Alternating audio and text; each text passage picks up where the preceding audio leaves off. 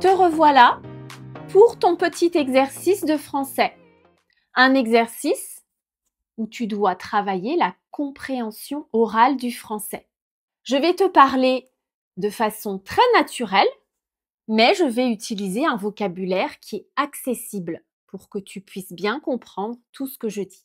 Tu vois, en ce moment, j'articule beaucoup plus que pendant l'exercice. Pendant l'exercice, j'oublie que c'est un exercice. Et c'est ça qui est intéressant, c'est que tu comprends sûrement très bien ce que je dis maintenant, mais ton objectif à toi, c'est de bien comprendre ce que je vais dire pendant l'exercice. On y va. Est-ce qu'il t'est déjà arrivé de vouloir quelque chose très très fort?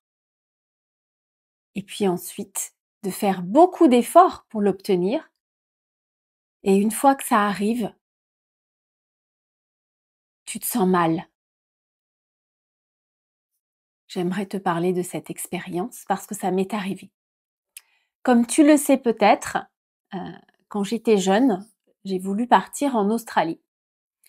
C'est un voyage que j'avais prévu depuis longtemps. J'ai travaillé pour pouvoir m'offrir ce séjour. Alors, c'était pas un séjour de vacances, hein, c'était un séjour pour travailler en Australie pendant 1 an. Donc, j'avais fait beaucoup de choses pour me préparer. Et puis surtout, j'avais parlé de ce projet à tout le monde. Ma famille, mes amis. Tout le monde savait que je partais. Et le grand jour est arrivé. Donc, j'ai fait mes valises et je suis partie. Alors, tu vas me dire, oui, c'est sûrement parce que tu avais une forte personnalité, tu es courageuse, tu as osé partir. Moi, je peux pas faire ça, c'est pas dans ma nature, c'est pas mon genre. Bah, tu sais, si tu penses ça, tu te trompes, en fait. Parce que je ne savais rien du tout. J'avais pas d'expérience. Je savais pas si j'étais courageuse ou pas. J'avais juste envie de partir. Donc, qu'est-ce qui s'est passé? Eh bien, j'ai décidé un jour de faire ce voyage. J'ai décidé un jour de préparer ce projet. Et c'est arrivé. Et pourtant, tu vois, je n'avais aucune expérience. J'avais jamais voyagé. Je n'avais jamais pris l'avion. Donc, quand je suis partie, avec ma valise, c'est mon père qui m'a déposée à l'aéroport de Lyon. Et ensuite, j'avais un transit à Paris. Et puis, j'ai pris une compagnie asiatique. Je suis partie avec Cathay Pacific. Et donc, j'avais une escale à Hong Kong. Pas d'expérience, hein, d'accord? Tu te souviens? 0. Donc, première fois que je prends l'avion, c'était super, j'étais contente. Alors qu'aujourd'hui, en fait, je n'aime pas du tout le décollage, par exemple. Quand l'avion décolle, je déteste ça. Mais la première fois, j'avoue, c'était vraiment sympa. Et donc, une fois qu'on est dans l'avion, on n'a plus le choix. Ça y est, l'aventure commence. Donc, je me suis retrouvée dans un avion en direction de Hong Kong et j'avais une escale de 11 heures. 11 heures à Hong Kong avant de rejoindre Sydney, en Australie. Alors, je me suis dit, bon, je vais aller visiter Hong Kong. En plus, mon escale, je crois qu'elle était prévue en pleine journée. C'était même pas la nuit, donc c'était pas intéressant d'aller dormir quelque part à l'hôtel. Et puis, je n'avais pas envie d'attendre. Donc, je me suis dit, voilà, je vais voyager, je pars en Australie, je vais faire un petit tour à Hong Kong. Ce sera sûrement très, très chouette. Alors, je parlais pas anglais et puis je parlais pas chinois. Donc, en fait, je pense que je n'avais pas conscience, en fait, de ce que ça voulait dire. Donc, je suis arrivée à Hong Kong. Je me suis dit, bon, comment je vais faire? En plus, je n'avais pas du tout préparé cette visite. Donc, je suis sortie de l'aéroport. J'ai pris un bus. N'importe quel bus. Donc, je suis montée dans un bus. Et puis, je suis allée m'asseoir. Alors, j'ai pas vu grand-chose, hein. Je ne sais même pas où allait ce bus. Donc, je me suis assise. Et puis, je suis allée jusqu'au terminus. Et puis, je suis revenue. Voilà. Je pense que ça a duré 2 heures, 2 heures et demie. Donc, si tu me demandes, ah, tu as visité Hong Kong, etc., bah, je vais te dire oui, j'ai visité Hong Kong de la fenêtre d'un bus et je n'ai absolument rien vu parce que je n'ai pas du tout vu les grands immeubles du centre-ville. Je pense que j'étais sur une sorte d'autoroute. Voilà. Bref, j'ai repris l'avion et je suis arrivée à Sydney. J'étais contente. J'étais vraiment contente. Et en fait, comme j'avais prévu de passer 1 mois dans une école de langue pour apprendre l'anglais, j'étais accueillie par une famille d'accueil, une famille australienne. C'était un couple. Très anglo-saxon, hein, les prénoms, Robert et Jenny. Donc Robert et Jenny étaient là. Ils ont été super gentils. Et puis donc, on est allé chez eux. Donc j'avais ma grosse valise. Et je suis arrivée donc dans leur maison. Ils m'ont fait visiter. Grand salon ouvert, cuisine ouverte. C'est vrai qu'en France, on a des pièces séparées. La cuisine, le salon. En tout cas, à cette époque, on n'avait pas du tout les grands espaces ouverts. Donc, j'ai vu la maison. Je comprenais pas beaucoup de choses hein, quand ils me parlaient, mais je faisais quand même des efforts pour écouter. Et puis, ils m'ont présenté une autre étudiante qui était là. Elle était suisse. Donc, c'était une fille de Suisse qui ne parlait pas du tout français. C'était la Suisse germanophone. Donc, elle parlait allemand. Moi, je parlais français. Et Robert et Jenny ne parlaient qu'en anglais. Donc, j'étais sûre que je n'allais pas avoir le choix.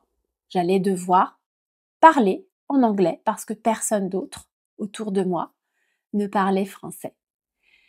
Et donc, après la visite donc de la maison, après m'avoir présenté cette étudiante, ils m'ont emmenée dans ma chambre, la chambre que j'allais occuper pendant 1 mois, et ils m'ont laissée tranquille. Donc, je suis rentrée dans ma chambre, j'ai posé ma valise, je me suis assise sur mon lit, et là,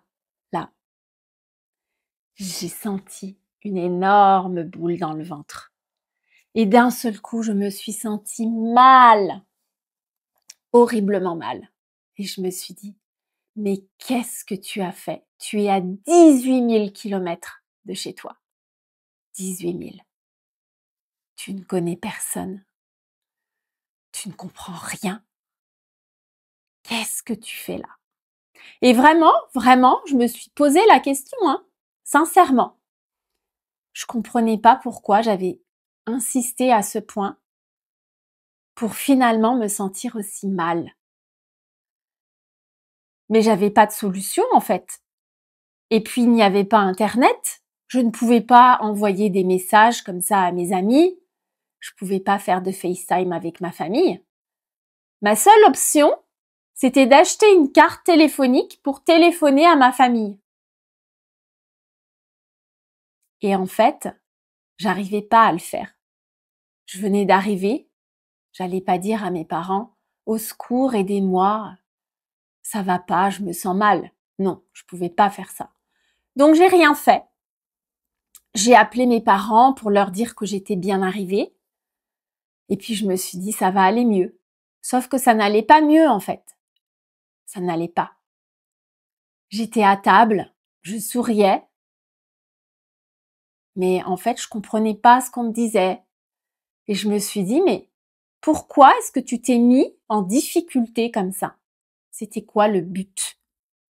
En fait, j'avais l'impression d'être déçue parce que j'avais imaginé quelque chose et puis d'un seul coup, je me retrouvais dans une réalité pour laquelle je n'étais pas du tout préparée. Il y avait la télé qui était tout le temps allumée avec les news Et à chaque fois que je passais devant cette télé, je me disais, mais de quoi il parle?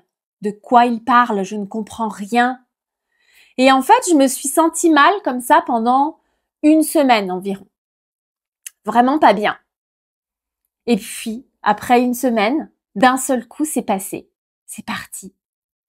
Donc, je pense que c'est le temps qu'il m'a fallu pour comprendre, accepter et me dire, bah voilà, ça y est,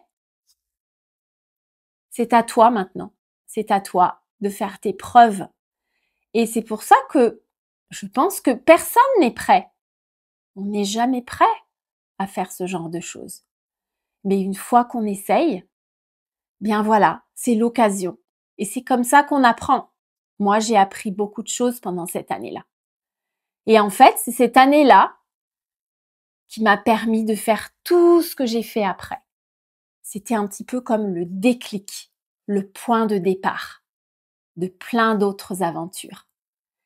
Et ça, c'est quelque chose que je ne pourrais jamais regretter. Donc, si tu penses que tu n'as pas beaucoup de courage, si tu penses que ce n'est pas pour toi, mais que tu as envie quand même, si tu sens que là, il y a quelque chose, bah, il faut y aller. Il faut y aller parce que je pense que toi non plus, tu ne le regretteras pas.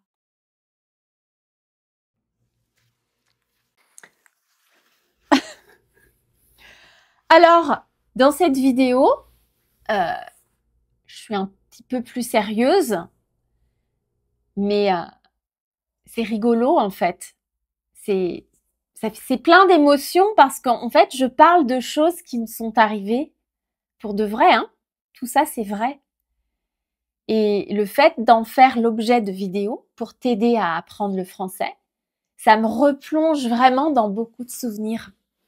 Et je pense que c'est pour ça aussi que j'ai un certain enthousiasme. Et voilà. Donc, j'ai partagé quelque chose avec toi qui m'a beaucoup touchée à cette époque.